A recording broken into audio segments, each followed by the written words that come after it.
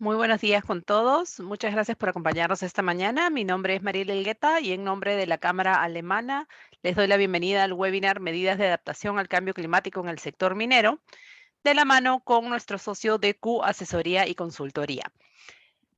Vamos a ir avanzando y explicando la mecánica de este evento mientras las demás personas se van conectando. En este caso les pedimos que por favor tengan en cuenta las siguientes recomendaciones. Por favor, identifíquense con su nombre y apellido por un tema de seguridad. Les agradeceremos mantener su micrófono y su video en silencio durante toda la presentación para poder evitar cualquier tipo de interferencias durante la exposición. Y podrán realizar sus preguntas a lo largo de toda la presentación a través del chat. Estas procederemos a responderlas al final del webinar mediante este medio. Entonces, sin más preámbulo, le doy la palabra a Iván Delgado, gerente general de DQ, quien iniciará con esta exposición. Muchas gracias.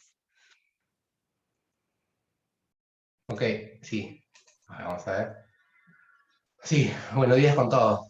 Voy a compartir mi posición un rato.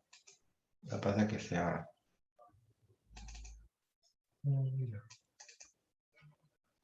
Se hace abajo.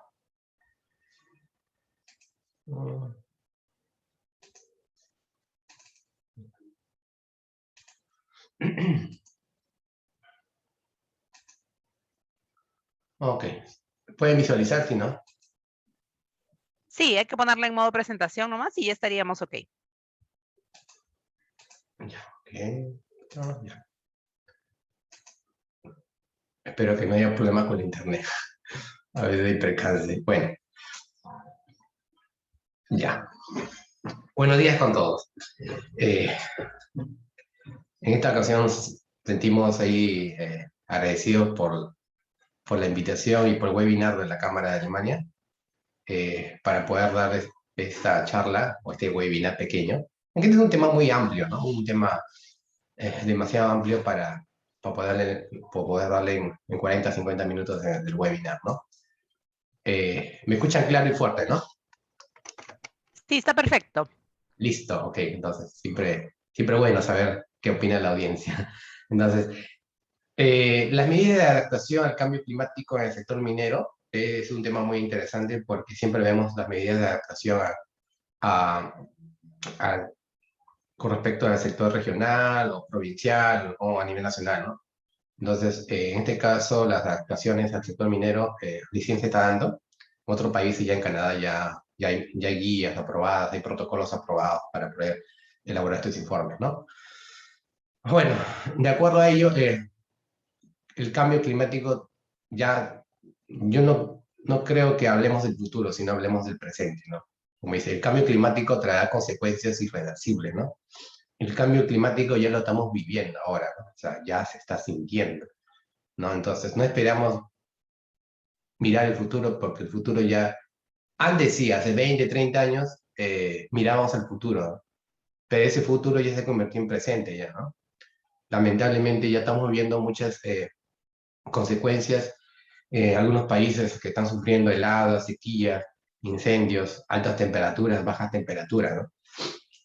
Entonces, para comenzar, el IPCC, que es el panel intergubernamental de expertos sobre el cambio climático, la influencia humana es muy probablemente 90% del impulsor del retroceso global de los glaciares desde la década de 90 y la disminución del hielo marino del Ártico, ¿no? Eso está bien claro, ¿no?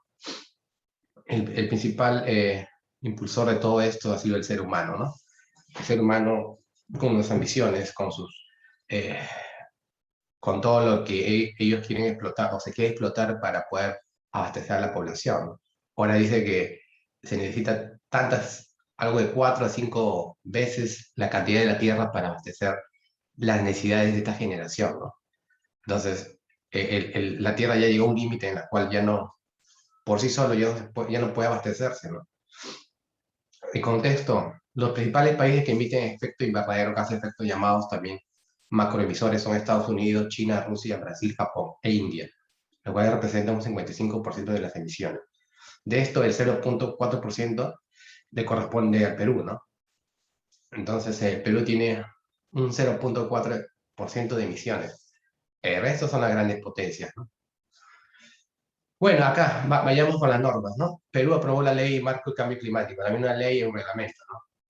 En la cual la anterior gestión propuso modificar las metas de 30% al 40% de las emisiones de carbono o gas de efecto invernadero hacia el 2030.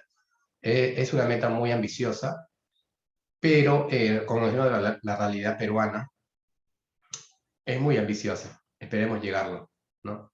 Entonces, hay muchas formas de llegar, hay muchas, no solamente a nivel político, sino tienen que ser también iniciativas privadas, ¿no? ¿No? Entonces, puede haber muchas normas, pero, porque acuérdense que la ley de marco de cambio climático fue aprobada hace un par de años atrás, ¿no? Entonces, y hasta ahorita todavía no sea, muchas energías renovables no están tan fuertes incluidas en el sistema eléctrico, ¿no? O sea, no, eh, en su mayoría, o sea, están todavía muy, es porque son decisiones políticas, ¿no? Entonces, inversiones hay. Tenemos una sociedad de energía renovable que está con todo el tema de las nuevas tecnologías, ¿no? Bueno, el Ministerio del Ambiente elabora el Plan Nacional de Adaptación y prepara la Estrategia Nacional de Cambio Climático que involucra a todos los sectores económicos. Esto ya fue aprobado, ¿no? El Plan Nacional de Adaptación al Cambio Climático, ¿no? Entonces, y también fue aprobado también las medidas, las metodologías, los lineamientos para elaborar los informes de adaptación, ¿no? De cambio climático del sector a nivel de gobierno, regional y provincial, ¿no? Entonces, las herramientas ya están. Aterricemos exactamente al sector minero, ¿no? Para el sector los cambios proyectados en las variables climáticas. Acá tiene que ver mucho, ¿no? O sea, ¿quién no ha ido al sector minero? Yo he sido un par de años supervisor y fiscalizador en el OEFA, en el sector minero, ¿no? Entonces, y conozco, no todo, porque hay muchas complejidades del sector minero, están mayormente en las alturas, ¿no? Pero sí conozco cómo se desarrolla el sector minero y en qué lugares agrestes ellos están, ¿no? Entonces, hay que tener mucho en cuenta que el aspecto climático en las alturas, ¿no? Es diferente. Claro, los impactos también se ven de una forma diferente, ¿no? Como lo de hielos, deslizamientos, derrumbes, ¿no? Entonces, sequías también, ¿no? Entonces hay que ver, hay que identificar cuáles son los efectos del cambio climático, ¿no? Para poderse adaptar, ¿no? Y ahí más o menos le voy a mencionar más adelante la estrategia de evaluación de riesgo de desastre, ¿no? En este caso, de acuerdo a las guías canadienses, ¿no? Hay tres niveles. Hay tres niveles de evaluación. De cómo puedo yo formular eh, la propuesta de adaptación, ¿no? Primero, el primer nivel está evaluación de riesgo climático, ¿no? Esto exactamente corresponde a todo lo que es el lugar donde yo voy a usar para mis operaciones mineras, ¿no? ¿En qué lugar yo escojo? ¿No? ¿Qué lugar yo es propicio para todos los componentes de la empresa minera, ¿no? Todos los componentes que desarrollan las actividades productivas, ¿no? Segundo nivel, nivel 2, desarrollar vías de adaptación, ¿no? Entonces, acá hago la propuesta, ¿no? Eh, la propuesta de las mejores opciones, ¿no? Que se pueden dar o acondicionar en la zona de estudio, ¿no?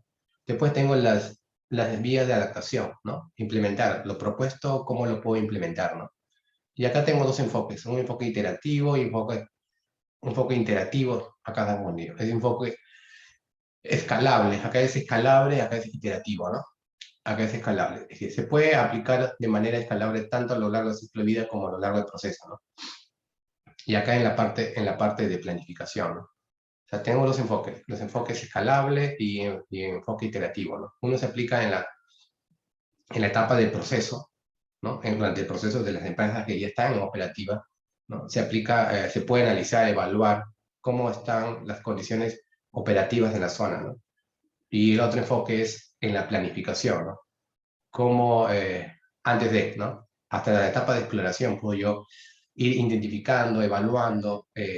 Acuérdense que en la etapa de exploración se cogen varios puntos, varias opciones, entonces también puedo ir en paralelo ubicando no solamente los minerales, ¿no? O lo que le interesa a las empresas mineras para las inversiones, ¿no? En este caso también puedo ir con la mano de esto, puedo ir identificando, no solamente viendo los materiales o viendo los minerales, puedo identificar también las zonas, ¿no? Las zonas menos vulnerables, menos peligrosas, menos riesgosas, ¿no? Entonces, porque adelante te puede después consecuencias económicas, ¿no? Y poder adaptarte, ¿no? ¿No? La adaptación no significa que no vas a construir, la adaptación significa que te vas a adecuar a las condiciones. Ahora nosotros nos tenemos que adecuar a las condiciones climáticas, ¿no? Entonces, como le mencioné anteriormente, tenemos 3 etapas: la evaluación de riesgos climáticos, desarrollo de vías de adaptación e implementación de vías de adaptación, ¿no? Acá, en la primera etapa es recopilar y analizar conjunto de datos, ¿no? De condiciones ambientales, exactamente, ¿no? Desarrollo de las condiciones climáticas futuras, ¿no? Que lo que a través de puede ser de las datas de 20 años, se pueda recopilar del CENAMI, ¿no? O otras fuentes que sean representativas y puedan dar consigo un mejor alcance, ¿no? De cómo en la zona ya se está ocasionando los daños, o en el futuro cómo va a ser el daño porque tú no puedes detener, tú no puedes detener aunque tú pongas barreras, aunque pongas infraestructuras, tú no puedes detener el cambio climático, tú no puedes detener un deslizamiento, no lo puedes detener una inundación, pero sí te puedes adaptar, ¿no? Eso sí, ¿no? Con la naturaleza nadie puede, ¿no?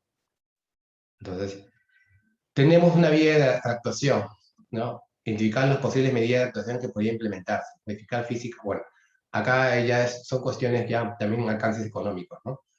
Sí, dependiendo de las medidas, cuáles son las adecuadas, y de acuerdo a ello puedo implementarla, ¿no? De acuerdo a las condiciones.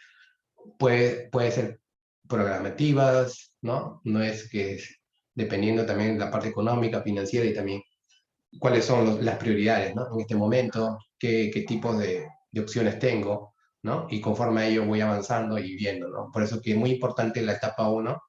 En la etapa 1 yo lo que hago es identificar la zona, primero identifico el peligro, analizo la vulnerabilidad y evalúo el riesgo, ¿no? Ese es el orden, ¿no?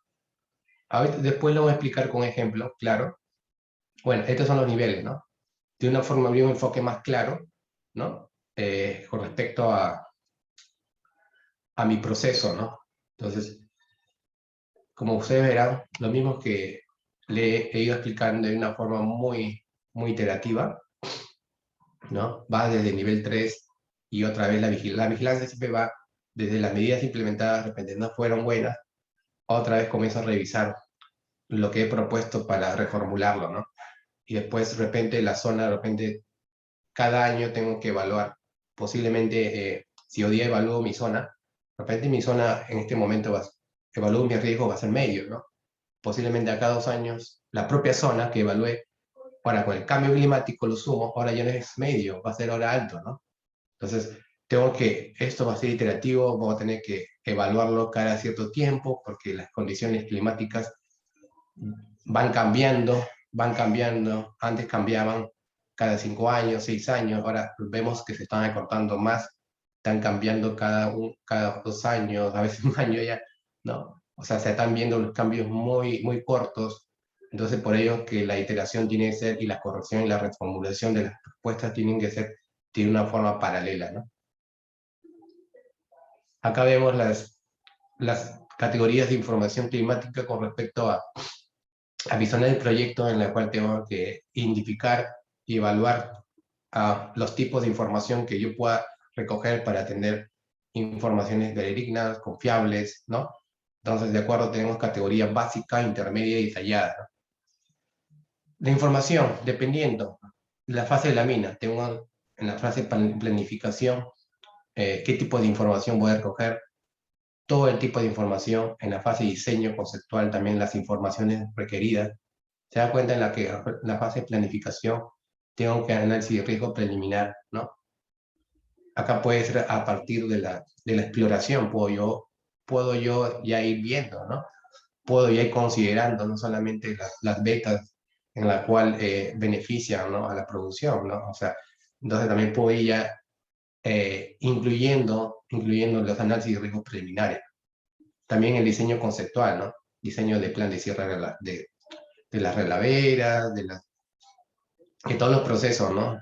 Todos los procesos que contribuyen a obtener un metal, ¿no? De altísimo valor, ¿no? Entonces conllevan infinidades de métodos, infinidades de formas de poder recolectar la información, ¿no? A nivel espacial también, algunas entidades de Estados Unidos, de Canadá, venden la información, ¿no? Y Cenami también, o sea, se puede recopilar de diversas fuentes, ¿no? Para poder tener información de riesgo más significativo en la zona, ¿no? A nivel detallado también, diseño detallado, construcción, operación, diseño de cierre detallado, ¿no? Acá sí hace la evaluación de riesgo de desastre, ¿no? Un poco al detalle. Acá puedo aplicar la metodología de CNPRE también, ¿no? Bueno, vamos a análisis de riesgo en contexto de cambio climático, ¿no? Bueno, esto es un pequeño gráfico, ¿no? En la cual nos muestra cómo interactúan la vulnerabilidad y el riesgo que está en medio y las amenazas y exposición, ¿no? Entonces, este es el peligro, ¿no? ¿Quién amenaza? El peligro que está ahí, ¿no? Es una amenaza, ¿no? Se convierte en riesgo cuando tú te expones más y más te vas exponiendo, ¿no? Si tus infraestructuras no son las adecuadas, tu vulnerabilidad aumenta, ¿no? Acá veo un proceso iterativo entre los procesos socioeconómicos y la climatología, ¿no? Y conformes a las emisiones de cambio de uso de suelo, ¿no? Entonces, todo eso es un proceso iterativo que siempre va a la mano uno a otro, ¿no? Va cambiando, como dije, constantemente, ¿no?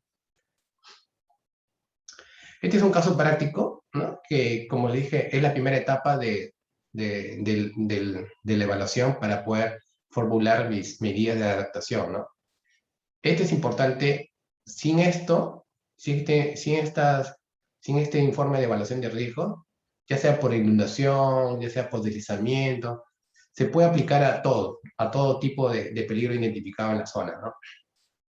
Entonces, se aplica un caso de inundación, un caso real, un caso que sucede siempre, ¿no? En una zona determinada del país, que es en Huánuco, en Puerto Inca. Entonces, este caso se puede aplicar a cualquier punto del país, ¿no? Es una metodología. Entonces, en este caso, la metodología describe en la zona, este pueblo está muy cercano al río Pachitea, ¿no? Entonces, se hace recorrido, identifica los lugares en los cuales han ocurrido las inundaciones persistentemente durante los últimos años. ¿Y quién más, no? La población es la que sabe más, ¿no? Entonces se hacen las preguntas correspondientes para poder tener esta información, ¿no? Y después hacer los cruces. Los objetivos, ¿no? Determinar los niveles de riesgo originados por inundación fluvial, ¿no? En el área urbana del Centro Poblado de Villapichis y Villapichis, provincia de Puerto Inca, departamento de Huánuco. Los objetivos específicos, determinar los niveles de peligro por inundación fluvial.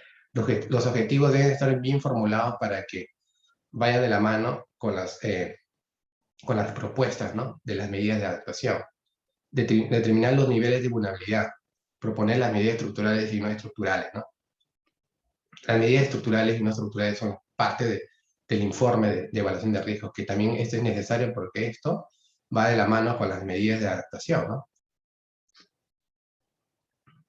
Componentes de la evaluación de riesgo. Tenemos evaluación de riesgo, caracterización del peligro, análisis de vulnerabilidad, cálculo de riesgo y control de riesgo, ¿no? Entonces, en este caso, vamos a ver la metodología propiamente dicha, acá. Primero tengo la elaboración de situación de la zona de estudio. Primero, mi zona de estudio, ¿no?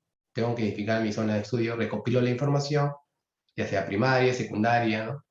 Secundaria, bueno, información de diferentes instituciones, ¿no? Recopilación de información primaria, de información de campo, ¿no? que son, como les digo, son el estudio visual, las encuestas a la población, ¿no? El recorrido de la zona, ¿no? Entonces, esto sigue después la susceptibilidad. En la zona tengo que identificar el factor desencadenante y el factor condicionante. El factor que desencadena en este caso una inundación, el aumento de caudal, ¿no?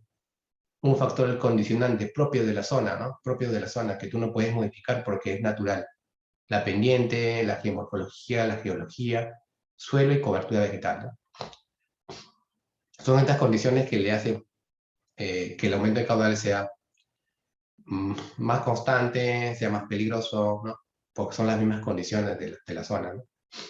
Ya, de acuerdo a esto, comienzo a ver los parámetros de evaluación que es la área inundada, ¿no? Mi parámetro de inundación también puede ser el área inundada o también puede ser la altura de inundación, ¿no? O los metros cúbicos inundados, ¿no? O los metros cúbicos de material. En este caso tenemos un flujograma de niveles de peligros, estratificación, mapa de peligro, como dije, ¿no? Al final, mi objetivo es obtener un cuadro de estratificación y unos mapas temáticos de estratificación donde se visualiza toda la zona, ya sea mi área de influencia directa o indirecta, ¿no? Acá. Como les mencioné, tenemos fenómenos naturales. Bueno, para mi zona hemos identificado inundaciones, erosiones fluviales, huaicos y vientos, ¿no? Este para mi zona. Cada zona es diferente, ¿no? Posiblemente la zona donde se ejecuta una unidad minera, tengo que identificar cuáles son los peligros entre menor, mayor, entre menor, medio y mayor, ¿no? Puede ser deslizamiento, inundaciones, sequía, ¿no? También puede ser los incendios forestales, ¿no? Todo tipo de peligros naturales que se ocasionan en la zona de estudio, ¿no? Bueno, acá vemos la inundación exactamente, ¿no? Los factores desencadenantes, ¿no? Y condicionantes y parámetros de evaluación. Como les dije hace un ratito, desencadenante es el aumento de caudal. Condicionantes de la zona, la pendiente, la geomorfología, la geología de la zona. Los parámetros de evaluación, ya hemos visto que es el área inundada, la altura inundada, ¿no? ¿No? Cuánto de área inundada y cuánto de altura inundada. Bueno, acá vemos tipos de peligros, parámetros de evaluación, parámetros condicionantes y desencadenantes. Ya les mencioné, área de inundación, geomorfología y caudal máximo de río, ¿no? Bueno, esta es la matriz SATI, ¿no? Esta es la matriz que se utiliza de acuerdo a la guía de CNEPRE, para todo tipo de peligro identificado, ¿no? Entonces se desarrolla a través de ciertos criterios, ¿no? Por ejemplo, solamente un ejemplo porque esto es bastante. El área de inundación, pongo los rangos respectivos, rangos de mayor a menor, y comienzo yo a ponerlos. Este ya es a nivel objetivo, en la cual va mucho la experiencia del especialista que desarrolla esto, ¿no? Y comienzo a desarrollar de acuerdo a todos los parámetros que he identificado, ¿no? Igual con la geomorfología pendiente, ¿no? Al final de todos estos cálculos, lo que yo quiero es esto, ¿no? Si está la RC, ¿no? Que es la relación de consistencia, ¿no? Que debe estar menor a 0.1, ¿no? Esto es lo que me interesa, ¿no? Igual para todos los casos, ¿no? Para todos los parámetros. Pendiente también, para un rango que para mi caso es menor igual a 2%, ¿no? Mucho tiene la pendiente, en este caso, va desde menor a mayor, ¿no? De mayor riesgo a menor riesgo.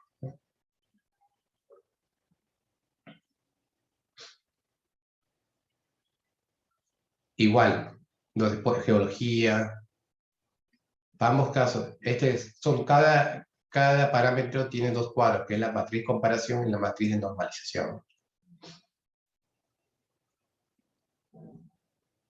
Bueno, se le explicaría con más detalle, pero solamente lo estoy mostrando cómo se hacen los cálculos. Cada uno de los cálculos se hacen en una matriz Excel, en la cual se llena muy rápidamente cuando ya tienes la destreza, se llena muy rápidamente y se hacen los cálculos, ¿no? Para todos los tipos de parámetros, ¿no? Para el caudal que les mencioné también, ¿no? Mayor o igual a 8.500 metros cúbicos por segundo. Siempre se pone el mayor, ¿no? El mayor siempre se pone, va de mayor a menor, ¿no? Bueno, una vez llenado todos los cuadros respectivos y teniendo su valor, se comienza a determinar los planos, ¿no? Tengo el río Pachitea, tengo el factor desencadenante. El factor desencadenante, ¿quién es? Como ya lo mencioné, es el caudal, el aumento de caudal, ¿no? Claro, el aumento de caudal va agarrado aguas arriba por el aumento de las precipitaciones, ¿no? Factores condicionantes, geomorfología, geología, uso de suelo, pendiente, ¿no? La pendiente va de 0%, ¿no? En este caso, la pendiente, ¿no? Para mi zona, va de mayor a menor, ¿no? Porque la pendiente de mi zona no es tan relevante en este caso, ¿no? En un deslizamiento sí influye, ¿no? Sí influye bastante, pero mi pendiente de mi zona no influye, pero en este caso lo que influye bastante son las condiciones de la zona y la cercanía también a la población y también el aumento de caudal, ¿no? Entonces, la pendiente no influye demasiado. Para otros casos sí, por ejemplo, para casos de deslizamiento sí influye. Pero, ¿por qué se puso de 0% a 2%? Porque los pequeños caudales en su mínima expresión sí influye, ¿no? En su mínima expresión. No es necesario tener tanta pendiente para que influya, ¿no? Pero en su mínima expresión sí influye los pequeños pendientes, ¿no? Por eso que se le puso de 0 a 2%, ¿no?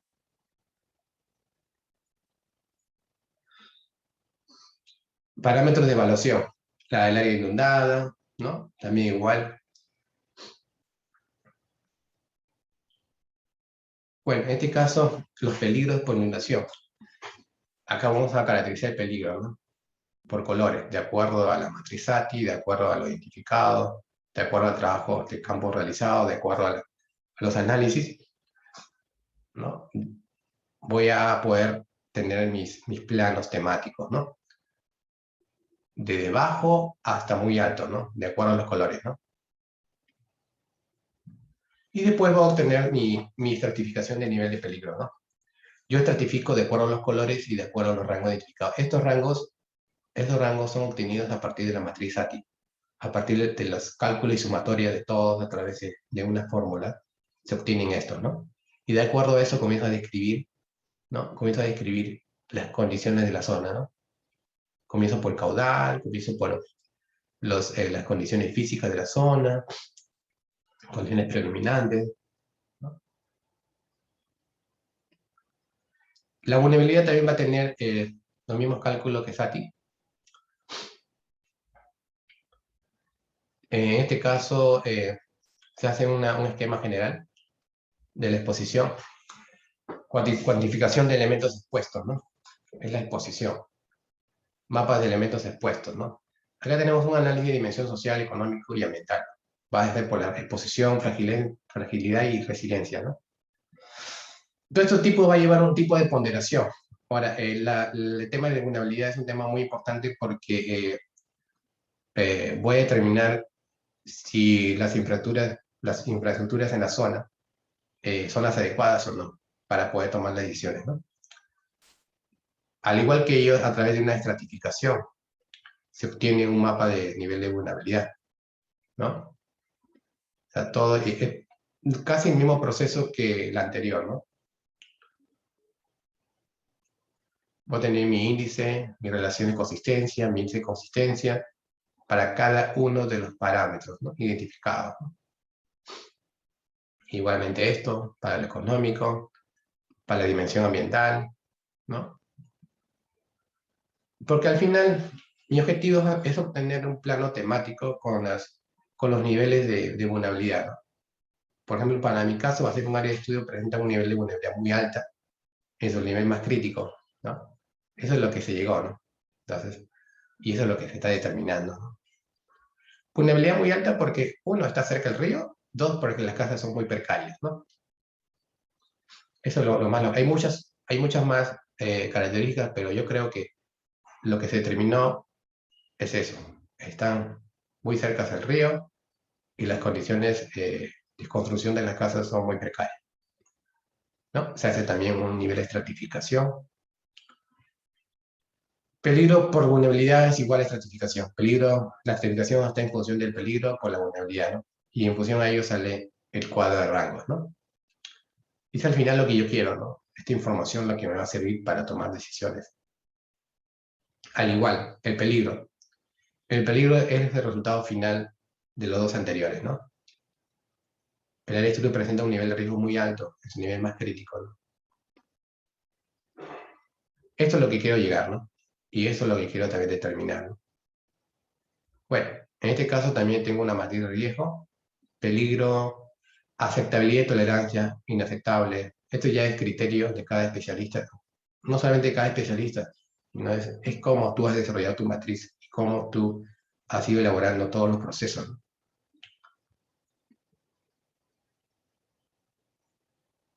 Bueno, en este caso, acá, las medidas estructurales y no estructurales. Para explicarle así, grosso modo nomás, las medidas estructurales son con respecto a las medidas físicas, ya sean defensas ribereñas, ya sea estaciones hidrometeorológicas, ¿no? Todo ese tipo de instalaciones físicas son las medidas estructurales. Y las medidas no estructurales son todo con respecto a las normatividades, con respecto a los protocolos, las guías, ¿no? La implementación de una alerta temprana.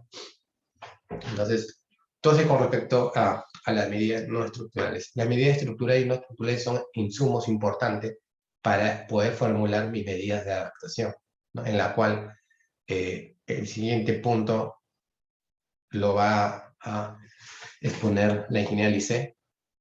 Lice, te doy el pase para que puedas... Gracias, Iván. Sí, perfecto. Más bien si me apoyas pasando de diapositivas Sí, porque...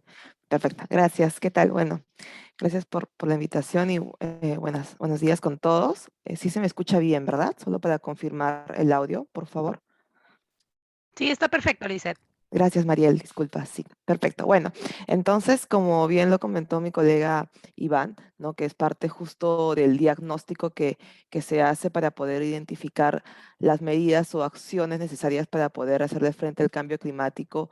Y en este caso, bueno, como sabemos, es un problema o es un tema que ya estamos abarcando desde hace mucho y que venimos tomando acciones no solo a nivel como país o a nivel, bueno, a nivel mundial, sino también a nivel región, local, ¿no? Y muchas veces también, ¿por qué no en nuestras comunidades, distritos, donde nos venimos desarrollando y tratamos de poder tratar de hacer estas iniciativas que muchas veces suman, ¿no? Con la meta a nivel país que tenemos dentro del área de mitigación y adaptación al cambio climático.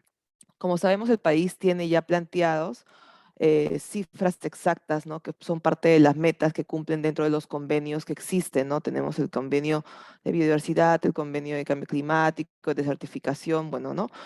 Y en general, metas también de reforestación, restauración y recuperación de áreas, como sabemos. Entonces, el país va asumiendo ciertos retos que están de la mano con estas metas que están justo delimitadas por estas medidas de adaptación y mitigación que se han formulado, ¿no? Bajo el nombre también de las NDCs y tenemos que cumplir con ello. Entonces, para llegar a eso, tanto el sector privado como el sector público y en general la sociedad civil contribuye a esto, sometiéndose justamente a poder aplicarlas, que es parte de la iniciativa y es parte también de su rol para poder compensar su huella en el medio ambiente, ¿no? Entonces, vamos a hablar un poco de estas medidas, pero más enfocadas al sector minero, porque cada sector tiene estas medidas. Pasamos, por favor. Gracias. Bueno, dentro de la medida de adaptación que el país ha adoptado, podemos saber que existen 5 sectores, ¿no? El de pesca, agricultura, salud, agricultura, agua y bosques, ¿no? Justamente esto se ha hecho como una respuesta al cambio climático, una respuesta del país al cambio climático con unas metas plantadas hasta 2030, ¿no? Entonces, esto está justamente establecido y firmado en el Acuerdo París 2015 Y bueno, tratamos siempre de tomar en cuenta estos sectores para poder hablar de las medidas de adaptación, muy aparte de saber de que el sector minero tiene que trabajar transversalmente a ellos, ¿no? De la mano. Entonces, pasamos, por favor. Gracias. Para poder reconocer o identificar y en todo caso hasta establecer una medida de adaptación, se debe tener en cuenta como mínimo algunos elementos, ¿no? Que en realidad, más que mínimos, son los esenciales y necesarios para poder decir que es una medida de adaptación.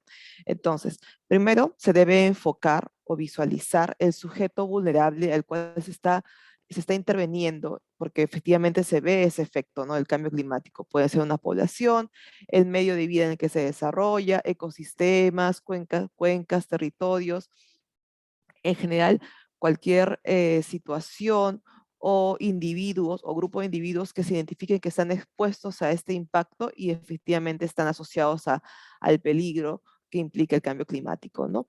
Luego se debe evitar, bueno, prevenir, en todo caso también reducir la exposición o sensibilidad de este individuo o de este sujeto identificado, ¿no? Para justamente contribuir a un aumento de la resiliencia o la capacidad para adaptarse, ¿no?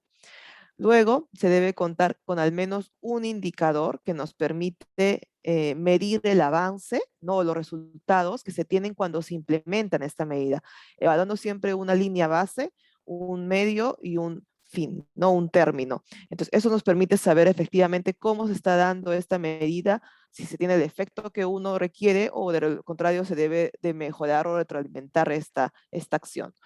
Luego, que es la medida que se ha adoptado o se ha elegido debe contribuir al desarrollo sostenible y resiliente al clima, es decir, que pueda generar esos beneficios que mucho más allá de adaptación al cambio climático también implican un desarrollo post, que debe de ser un desarrollo bajo en carbono, energías renovables, limpias, y enfocando siempre que no solo sea una intervención a nivel local o regional, sino también a nivel nacional, ¿no? Para justamente todo esto sumar y contribuir a las metas que tenemos como país. Siguiente, por favor. Algunas de las medidas adoptadas por las empresas mineras en el sector, ¿no? Para enfrentar el cambio climático son las que voy a comentar ahora siguiendo. Entre ellas vamos a ver numerosas que están relacionadas al sector agua, al sector bosques, ¿no? En general, también de energías, obviamente. Entonces, hay muchas más efectivamente para poder abordar ese tema, pero las principales están marcadas en estas líneas estratégicas o líneas de acción. Una de ellas está enmarcada en el uso eficiente del agua, ¿no? El sector minero energético formal está comprometido con este uso responsable, ¿no? Y el eficiente del agua. Esto implica, obviamente, un uso de tecnologías adecuadas, obviamente, y también que involucre la recirculación del agua en todos los procesos. Además está el tratamiento, la recuperación, ¿no? Y reutilización de aguas residuales para ciertos sistemas, no es para todo, y el uso de fuentes también alternativas de agua, como la desalinización, que es un proceso más tedioso, sin embargo, efectivamente tiene un gran impacto, ¿no? Siguiente, por favor. Dentro de las acciones que podemos identificar, o mejor dicho, trabajos que serán dentro de esta medida de adaptación que está en la línea de uso eficiente del agua, encontramos lo que es la instalación o construcción de plantas de tratamiento de agua, ¿no? Que es algo muy esencial y algo que es muy común en el sector minero, que se trabaja de la mano con las comunidades aledañas a la zona de intervención, es decir, de los buffers, ¿no? Donde se ha hecho el trabajo previamente.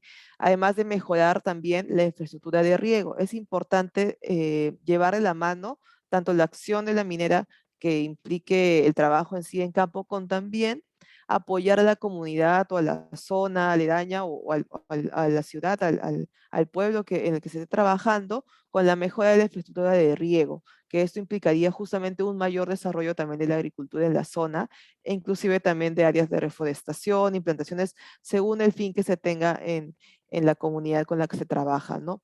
La construcción de reservorios de agua. La construcción de reservorios de agua es algo, es un tema muy novedoso más que decir porque se está recién escalando, es decir, se está tratando de replicar en otras zonas, sin embargo, ya tiene años realizándose en áreas como Ayacucho, por ejemplo, ¿no? En Quispillacta, se tiene muchos antecedentes de construcción de reservorios de agua de una forma natural, en el cual justamente estas pequeñas o muchas veces grandes lagunas o cochas naturales y que se van creando en el área sirven como reservorios de agua. Entonces, para poder invertir en esa construcción, que aunque muchas veces se utiliza material de la zona, ¿no?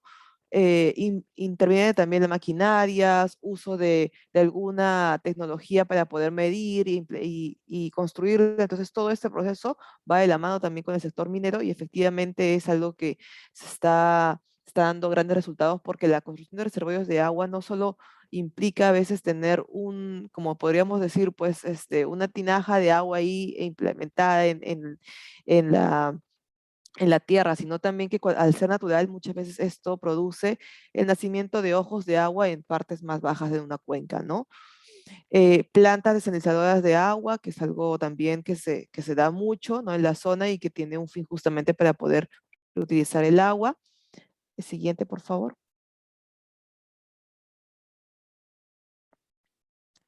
Otra línea de acción importante, así como la anterior, claro, como es la utilización del agua eficiente, son las acciones de reforestación, ¿no? Esas acciones de reforestación son parte de los lineamientos, de acciones que tienen las empresas del sector minero, ¿no? Y que se han venido implementando ya hace mucho tiempo en diversos proyectos. Creo que es la más conocida en realidad, porque ellos tienen de la mano un programa, ¿no? Que es justamente una forma también de poder reducir el impacto y de poder equilibrar la huella que tienen, ¿no? Entonces, estos programas están orientados justamente a forestar o reforestar zonas en las cuales han sido áreas de influencia, ¿no? O buffers también, como le decimos, para poder justamente contrarrestar esta acción y poder darle un equilibrio al ecosistema. Y muchas veces plantaciones, estas reforestaciones son con sentidos de recuperación, de restauración, y unas veces son también para comerciales, ¿no? Dependiendo del área y el acuerdo que se llegue con la comunidad.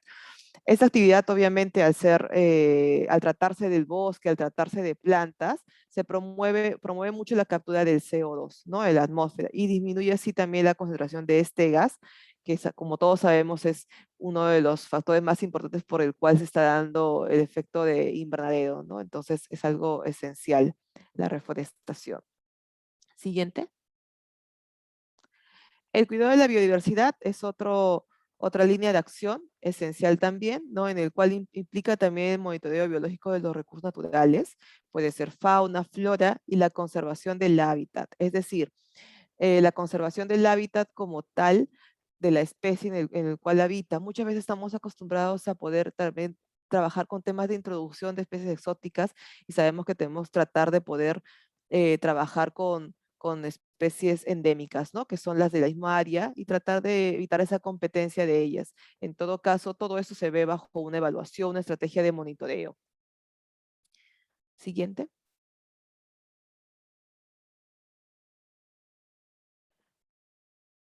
El uso de matrices eléctricas limpias y competitivas, ¿no? Sabemos que 33% de la energía que consumimos proviene justamente de centrales hidroeléctricas y, bueno, un 42% de centrales térmicas de gas natural, ¿no? El combustible fósil más limpio, como sabemos.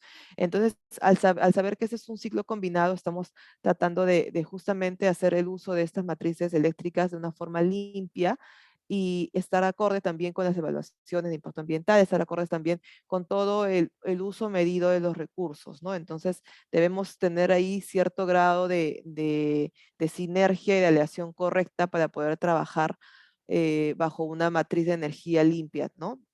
Siguiente, por favor.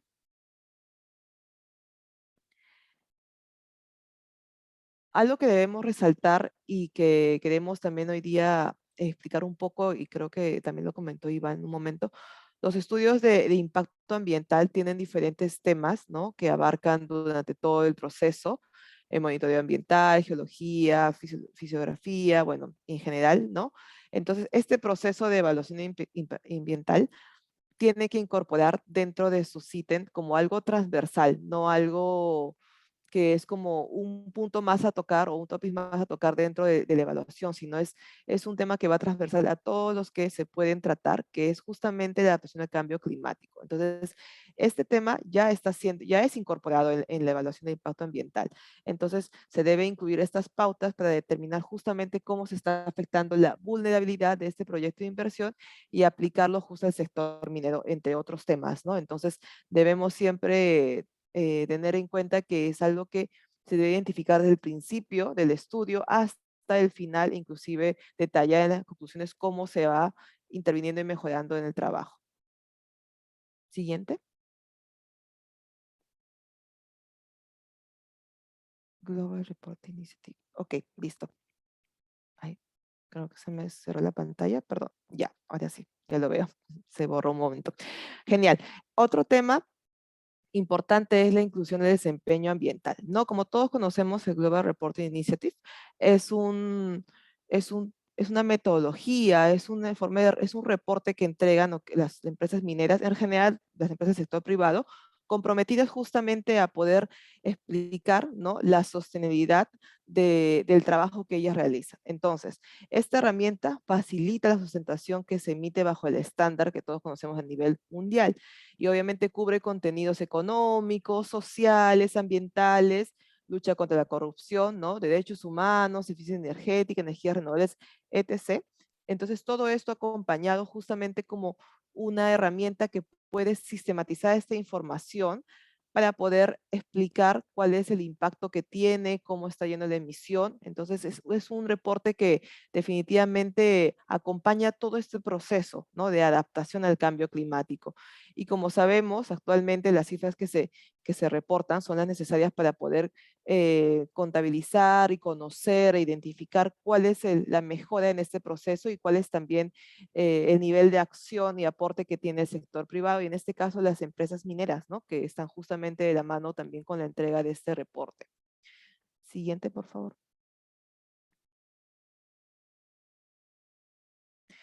Bueno, cuando hablamos un poco del futuro del sector minero frente al cambio climático, estamos tratando de ver justamente cómo, cómo es el sector minero a cada unos años, a pesar de que sabemos que está en un constante cambio, una constante mejora, ¿no?, del proceso, y bueno, se ve grandes cambios a gran escala también actualmente, y creo que a un futuro no muy lejano se va a poder ver aún mejoras todavía y ya más compatibles con el medio ambiente, ¿no? Entonces, entre esas acciones a futuro que se están viendo, o mejor dicho, están visionando a ser implementadas, está la apuesta por la descarbonización, que ya se está dando, sin embargo, es algo que se quiere, que se está dando más hincapié, inclusive el Ministerio del Ambiente y entidades públicas apuestan por esto y tienen muchas dinámicas en lo que es la difusión, ¿no?, y socialización de esta información o de este proceso. Apuesta por la gestión del uso eficiente de los recursos hídricos, ¿no? Ya sabemos que hay muchas acciones de reutilización, de desalinización, en general el uso eficiente del recurso hídrico, sin embargo, se está apostando por una gestión ya de repente más a nivel de cuenca, más a nivel de la comunidad en general, tomando en cuenta también áreas de gobernanza, ¿no? Y trabajar también de la mano con no solo con el sector, como les comentaba, de repente ya más a nivel nacional, regional, sino también a nivel local, ¿no?, que es importante tomar en cuenta los gobiernos locales para estas acciones. La automatización y eficiencia, ¿no?, y la apuesta por las energías renovables, que efectivamente es algo que se está implementando y bueno, a futuro se prevé que tenga mayor alcance. Siguiente, por favor. Bueno, y como conclusiones finales, para poder ya cerrar la exposición, para no abarcar mucho tiempo, frente al cambio climático, bueno, y diferentes condiciones cambiantes que tenemos, ¿no?, que está justamente el tema de la, de la alza, perdón, de la alza y baja de la temperatura, se tiene diferentes impactos potenciales del sector minero, ¿no? Esos impactos pueden ser directos, indirectos también, pero que afectan obviamente al medio ambiente, a la naturaleza, a la economía, a la sociedad, en general, a todo lo que reside en el planeta, ¿no?, que sea naturaleza física. Y esto es un evento justamente extremo que causa daños de una manera que a veces no podemos identificar al principio, pero a lo largo del tiempo vamos viendo esas consecuencias, ¿no? Ese impacto que tiene. Entonces, debemos actuar no solo de una forma individual por sector, sino también creando esas sinergias, esos espacios, plataformas en los cuales se deben discutir estos problemas y abarcarlo ya como se podría decir un gran equipo, ¿no? La unión de todos esos sectores. Entonces, el sector minero es importante y es necesario que se tome en cuenta en todo este proceso de adaptación al cambio climático, ¿no? Es clave en todo este proceso y definitivamente se debe trabajar con ellos de una forma más cercana e interactuar con otras áreas. Siguiente. Y me parece que sigue recomendaciones. Como recomendación, bueno, es adoptar justamente este enfoque colectivo del cambio climático como país, ¿no? Muy aparte de poder saber que tenemos metas como el NDC, tenemos de repente también las metas también 20 por 20, bueno, que ya se incrementó, pero en fin, y en general tenemos muchas metas como país, adoptarlo el cambio climático como un tema colectivo y en el cual el sector minero, el sector agricultura, el sector agua deben interactuar y deben tener en cuenta cómo se están dando sus lineamientos y crear esa sintaxis entre ellos, ¿no? Bueno, además también apostar por ser parte justamente de carbono, de neutralidad del carbono, ¿no? Por energías limpias, creo que ese es un factor muy, muy importante actual y que debe ser implementado en todas las medidas que uno apuesta. Y eso implica también poder conocer la huella que se tiene, ¿no?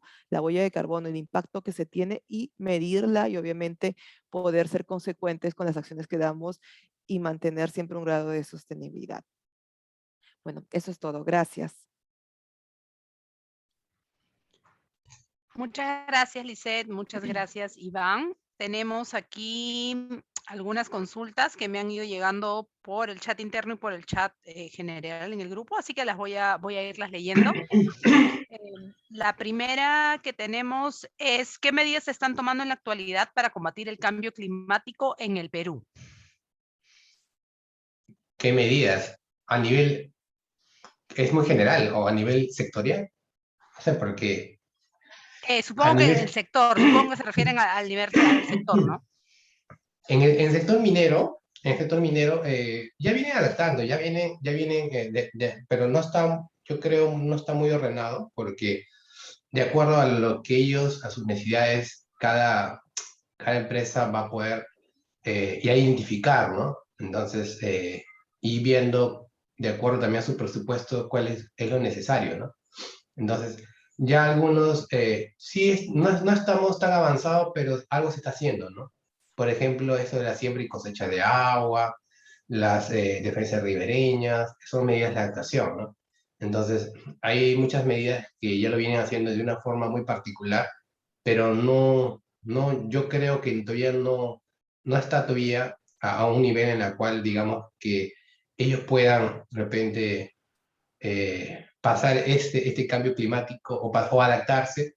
Entonces, de repente hay mucha confianza, ¿no? De repente hay mucha confianza con respecto a ello, pero en la magnitud va a ser, yo creo que ya lo estamos viendo, pero me parece que hay mucha confianza en que esto es algo pasajero o que esto es algo eventual, ¿no? Una vez que el cambio climático llegue, ya es irreversible ya, ¿no? Entonces, lo único que queda es adaptarnos, ¿no?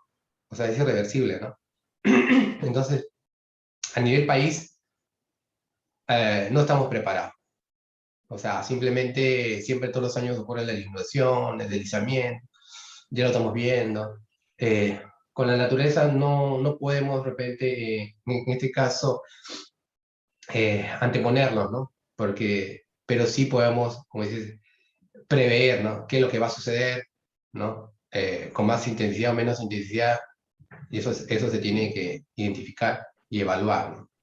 Entonces, como país estamos todavía en proceso, estamos en proceso, por eso que están las medidas de adaptación, las guías y algunas herramientas, ¿no? Así es. Perfecto, Iván, muchas gracias. Tenemos otra pregunta de José Luis Calderón. Dice, debe complementarse no solo aumentar la oferta de agua, sino trabajar en el uso responsable y eficiente del mismo. En la agricultura hay mucha pérdida por riego, por gravedad, y el agua de consumo humano también pasa lo mismo. Bueno, es un comentario más que es un aporte más que una consulta, ¿no? Aquí Jorge Falla nos hace la primera consulta. Entonces, ¿todas las áreas de influencia son automáticamente buffers? Este creo que va dirigido para Lisette. Sí, gracias, Mariel. Bueno, efectivamente, la pregunta, sí, no todas las áreas de influencia son automáticamente buffers. En realidad, las áreas de influencia implican, pueden abarcar una forma directa o indirecta, ¿no? Porque sabemos que el impacto tiene una influencia a gran escala según la acción que se va a hacer y también, obviamente, según la acción de recuperación o la medida de adaptación que se va a implicar. Sin embargo, automáticamente los buffers son consideradas las áreas aledañas a la zona de intervención, o sea, las que están inmediatas, ¿no? Y la de influencia es considerada, por ejemplo, si trabajamos a nivel de cuenca, una intervención en la parte alta, justamente las comunidades que están aledañas son la parte de los buffers, pero toda la cuenca alta, media y baja se considera como área de influencia porque el impacto se puede ver a largo plazo y también a lo largo de toda la cuenca, ¿no? Entonces, efectivamente, no es considerado todo por igual. Perfecto, muchas gracias. ¿Cuáles son las oportunidades de inversión del país para adaptarse a los cambios climáticos? Bueno, tal vez yo pueda responder y de repente Iván puede aportar también. No, también. Sí, gracias. Actualmente el país tiene muchas oportunidades justamente de inversión en el tema de cambio climático. Sin embargo, estas oportunidades están orientadas a fondos o entidades cooperantes extranjeras, ¿no? Internacionales. Justamente tenemos el Fondo Verde por el Clima, tenemos fondos también que provienen de la Unión Europea, por ejemplo, ¿no? O el programa IKI. Entonces, conocemos que todas estos fondos o cooperantes internacionales apuestan por una intervención directa al cambio climático que va justamente de la mano con la implementación de medidas de adaptación. Por eso es que también ahora está trabajando en el país mucho la temática, por ejemplo, de soluciones basadas en la naturaleza, ¿no?